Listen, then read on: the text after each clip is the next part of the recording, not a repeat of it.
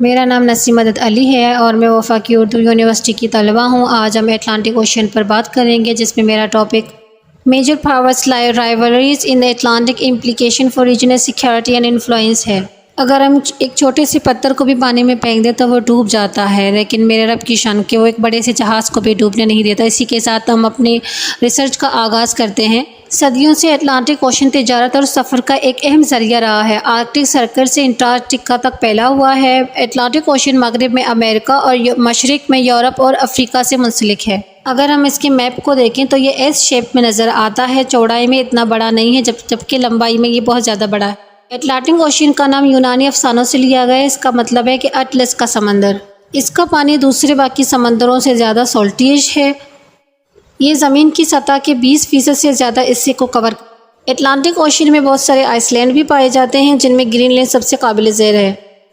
Atlantic ocean میں سیراگیسو نام کی ایک سی ہے، جس کی کوئی فزیکل باڈی نہیں ہے، اور اس کی وجہ اس کی سطح پر موجود براؤن سیراگیسن سی ویڈ ہوتی ہیں۔ اسی سے اس کی پہچان ہوتی ہے۔ مشہور زمانہ برمودا ٹرائنگل بھی اسی اٹلانٹک اوشین میں چین ساؤتھ امریکہ میں بھی اپنی جڑیں مضبوط بنانے میں کامیاب ہو چکا ہے، اور وہ کیسے کہ گزشتہ 20 سالوں میں چین اور ارجنٹائن کی تجارت میں بے پناہ اضافہ ہوا ہے۔ حال ہی میں چین نے ارجنٹائن کے سب سے بڑے تجارتی شراکت دار کے طور پر برازیل کو بھی پیچھے چھوڑ دیا ہے۔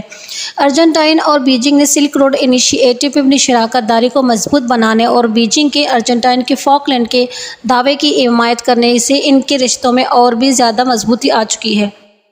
OIC کے مطابق ارجنٹائن کی چین کو برآمدات میں 13.5% شرح سے اضافہ ہوا ہے، جبکہ ارجنٹائن کی برآمدات میں 12.3% کی شرح سے اضافہ ہوا ہے۔ ارجنٹائن کو ریلوے اور ڈیموں سے لے کر سولر پاور اور نیوکلیئر پلانٹس تک کل 11 منصوبوں کے چینی فنڈز موصول ہوئے ہیں۔ بیجنگ نے پورے خطے میں اپنی سفارتی، ثقافتی اور فوجی موجودگی کو بھی بڑھایا ہے۔ کووڈ کے دوران اس خطے کو طبی آلات، قرضے اور ویکسین فراہم کی۔ برازیل، کیوبا، پیراگوئے، پیرو اور وینزویلا میں ان کے سب سے زیادہ چینی باشندے آباد ہیں۔ چلی، کوسٹا ریکا، ایکواڈور اور پیرو کے ساتھ آزاد تجارتی معاہدے ہیں۔ اگر رائیولریز کے حساب سے بات کریں تو چائنا کا انفلوئنس افریقہ میں بہت تیزی سے بڑھ رہا ہے۔ چین اب افریقہ کا سب سے بڑا تجارتی پارٹنر ہے۔ پچھلے 20 سالوں میں سب سے زیادہ قرض وصول کرنے والے ممالک میں Angola, Zambia, Ethiopia, Kenya, Nigeria اور کیمرون شامل ہیں، جبکہ وصول کنندگان میں گانا، جنوبی افریقہ اور کوٹ ڈی آئیوری شامل ہیں۔ چین نے افریقہ کو کووڈ ویکسین کی $1.2 بلین کی خوراکیں فراہم کی۔ افریقہ میں چینی سفارت خانوں کی تعداد 53 ہے۔ 52 ممالک نے ون بیلٹ ون روڈ مفاہمت پر دستخط کیے۔ 2018 میں افریقی ممالک کی اقوام متحدہ کی اہم قراردادوں پر واشنگٹن کے مخالف گئے، جبکہ انہوں نے بیجنگ کا ساتھ دیا۔ China is seeking military base in Malabo. In 2017, China built its first overseas military base in Djibouti, nearby the only permanent US military base in the continent. Kenya کے متحد شہروں میں صنعتی پارکس اور ریلویز بنائے۔ چینی قرضوں کے افریقہ ڈیٹا بیس کے مطابق چینی فائنانسر نے افریقی حکومتوں کو 2000 اور 2020 کے درمیان ان کے سرکاری اداروں کے ساتھ $160 بلین کے قرض کے وعدوں پر دستخط کی، جن میں بنیادی طور پر نقل و حمل، بجلی کی پیداوار، کان کنی، ٹیلی کمیونیکیشن شامل ہے۔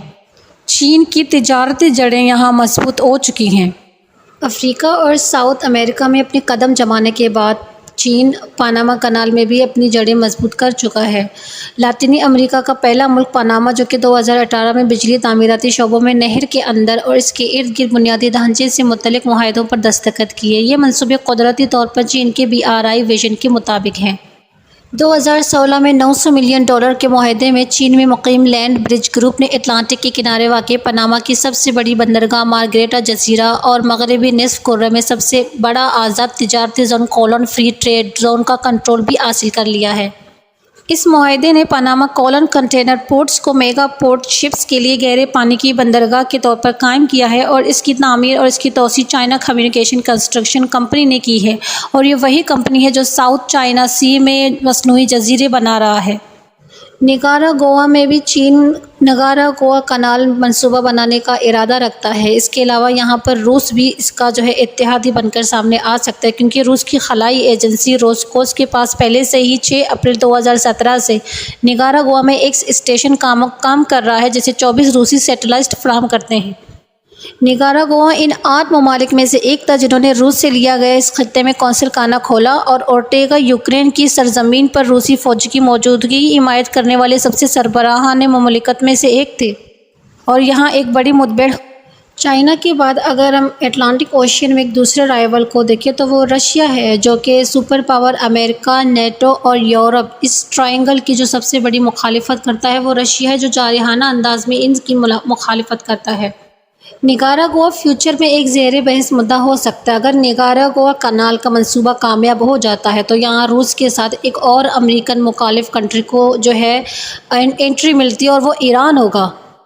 अभी तो सिर्फ ये क़यास आराइयाँ ही हैं। अगर ये मंसूबा कामयाब होता है तो क़यामत के बयानात सुनने को मिल सकते हैं, जो कि इस खित्ते में और जो है इन कॉन्फ्लिक्ट पैदा कर सकते हैं। अब यहाँ ये सवाल पैदा होता है कि निकारागुआ अपनी नई रूसी फराम करदा फ़ौजी सलाहियत से आखिर किसको धमकियाँ देने का इरादा रखता है, और अगर फ्यूचर में ये मंसूबा पाया तकमील तक पहुँचा तो क्या पनामा कनाल की अहमियत ख़त्म हो जाती है? अगर ख़त्म नहीं होगी तो उसकी आधी अहमियत जो है वो घट जाएगी, और ये अमेरिका के लिए एक बहुत बड़ा चैलेंज होगा, क्योंकि पनामा में वो अपना इन्फ्लुएंस इख्तियार कर सकते। यूक्रेन रशिया वॉर में नेटो और अमेरिका की इन्वॉल्वमेंट और उनकी हिमायत यूक्रेन के हक़ में रशिया को मज़ीद अटलांटिक ओशियन की तरफ लेके जा रही है।